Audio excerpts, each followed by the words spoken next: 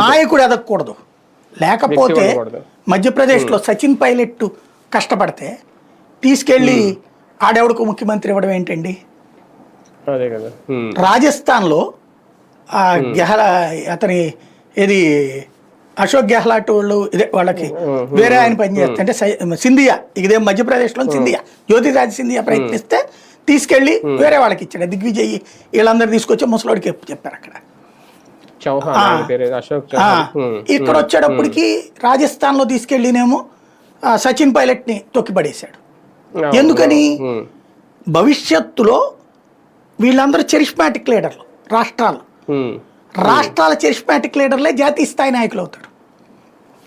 Like ఒక గుజరాత్లో ఉన్నటువంటి మోడీ ఏకంగా జాతీయ స్థాయికి వచ్చాడు కదా, అక్కడ పని సక్సెస్తోనే కదా. రేపు తన కాంపిటీషన్ రాకూడదు ఎవరు. మీరు చూడండి, ఇందిరాగాంధీ ఉన్నప్పుడు ఏ రాష్ట్ర ముఖ్యమంత్రులైన బానిసలే తప్పించి ఎవరున్నారు? సోనియా గాంధీకి ఆ ఇమేజ్ లేకపోవడం. ఈవెన్ రాజీవ్ గాంధీ ఉన్నప్పుడు ఏ ముఖ్యమంత్రులకి ఆ హవా ఉంది? అక్కడ కాంగ్రెస్ సంస్కృతి, వాళ్ళు జెనెటికల్ కల్చర్ ఏంటంటే గాంధీల కుటుంబం, దైవాంశ సంభూతులు వాళ్ళు. మిగతా వాళ్ళందరూ భక్తులుగా మిగలాలి.